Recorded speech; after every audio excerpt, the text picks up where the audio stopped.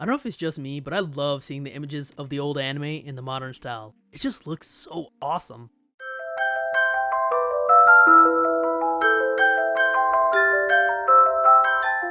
Yes, ladies and gentlemen, episode 39 of the Journey's anime titled Ash vs. Bea Overcome Octolock just dropped, and this is the final episode before we move to Fridays starting in 12 days, meaning we won't have another episode till the 9th. This episode is a rematch between Ash and Bea. I mean, I don't think I have to say any more than that, so let's get to the episode.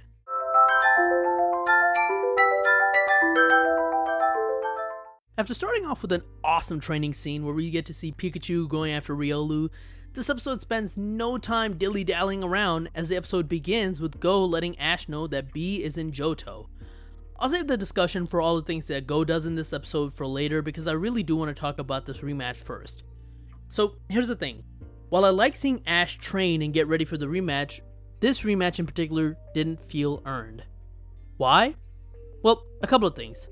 The last time we saw Ash, he had just gotten sent packing out of the Great or Super class back to the normal class. In episode 36, after losing his confidence and seeing Go come out victorious fighting close range against Flygon, he says that he's gonna start over. We then go to Alola, have one more episode at Pewter, and now we're back to fighting Bea? Did we miss a couple of episodes here? What happened to starting over? What happened to the training that we possibly should have seen? And even let's say that we weren't supposed to see the training because they wanted to keep it a surprise for this battle. Fine, I can agree with that. But then, why did we not see Ash get back into the Great or Super class? This is the biggest problem here. Ash tells Bea that he's wanting a rematch because he is back into the Great class again. And we find out from Chuck that only people in the same class can battle each other. But why didn't we see that? It didn't even have to be an actual battle. Even pictures of just a couple of battles against trainers in a flashback sequence would have been nice. Instead, it is fully off-screened. Why? And that's my biggest problem with this episode. There is no continuity here. Oh sure, we get a flashback of Chuck battling Ash, but that isn't what's important here. The more important continuity is the continuity from episode 34, and we don't get that. And as someone who really likes this series, it is so frustrating to see. There's so much potential in this series, yet the show keeps skipping over important parts of development, especially for Ash, to get to the fights. This is why I never minded in Sun and Moon not having not a lot of battles, because that meant that any battle that we did get, it was important and it was entrenched in stories.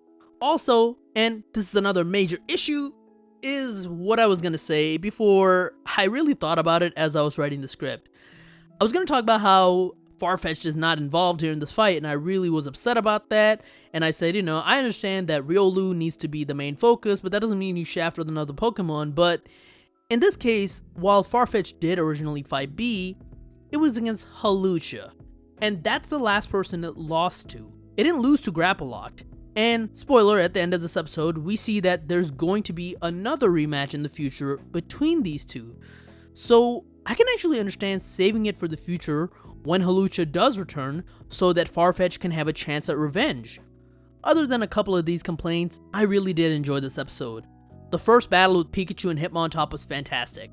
While Pikachu at the beginning was able to dodge and attack with great movement, Hitmonlee's unorthodox movement and its power moves, especially with the combination of Technician and Focus Energy, made this a difficult battle for Ash. And by the way, I'm just guessing it's most likely Technician since we didn't see any Intimidate at the beginning of the battle. Luckily, Ash also has unorthodox way of fighting, and in this case, he lines Electro Web on the floor to slow down Hitmontop to allow Pikachu to use a second Iron Tail followed by a quick attack to knock it out. Now, it's already tired from this battle, so the second battle with Grapploct is pretty one-sided. He does get one Thunderbolt hit in, which looks like it might have paralyzed Grapploct, but since it has Limber, it isn't affected by the paralysis. It then uses Octolock, Pikachu tries to get out and it can't, and eventually the Grapploct finishes off Pikachu with Liquidation. Can I just say that both times we've seen Grapploct use Liquidation to finish someone off, the angle we get for it, the straight on angle that we're looking at the Pokemon, is so dramatic. It really gives the move a lethal feeling, and I think it's pretty awesome. And before Riolu could even get into the battlefield, we see it picking up Pikachu on its back, taking it to Ash. It's a small thing, but I actually love this. You ever seen one of those war movies where one of the hero's friends gets shot and the hero drags him to safety before getting ready to fight a war? That's what this felt like.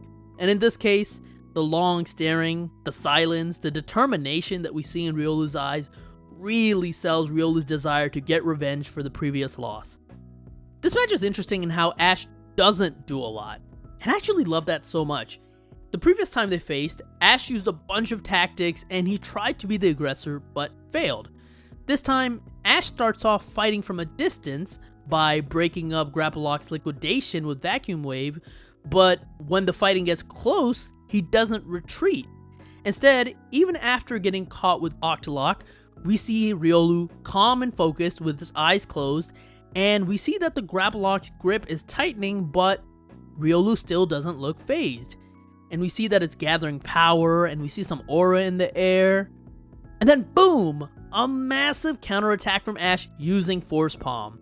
Then we get another awesome clash of Force Palm and close combat that knocks down both Pokemon, causing a double KO, so it's a draw. Originally, I thought this was a bit of a cop-out, but after seeing later in the episode, Ash and Bea's rivalry really gets solidified with them promising to fight each other at the Ultra class, it made a lot more sense to me. I really like that this is turning into a legit rivalry. I thought that maybe this type of rivalry was going to be between Ash and Karina since we saw her first, but I'm glad it's not. Bea is a fresh character. For example, similar to Leon, she struggles to remember names. Leon forgets locations. She keeps calling Ash the Riolu trainer instead of Ash. Also, surprising both Ash and Chuck, such a fit and dedicated person like her, who grew up as a prodigy in the dojo, surprisingly loves sweets like everyone else. It really shows that while she may be serious in battle, she's still a regular person like everyone else. We'll probably learn more about her in the future, so it's great to see this rivalry develop. Aside from the Ash and Bea fight, a few other things happen here, mainly regarding Go.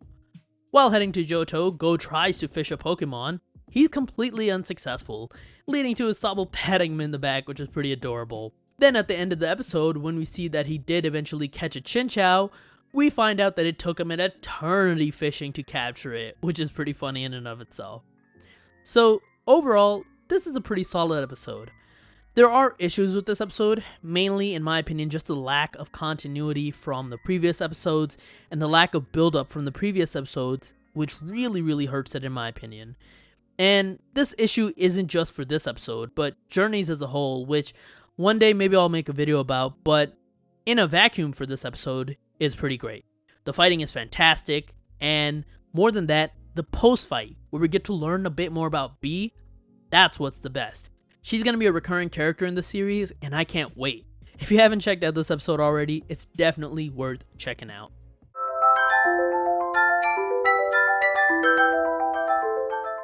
The next episode is a raid battle. Looks like our heroes and Team Rocket will be taking on Zapdos and what looks like the power plant? I can't wait to see what happens.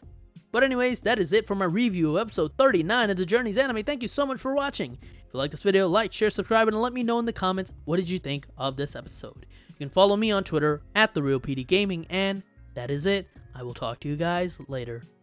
Peace.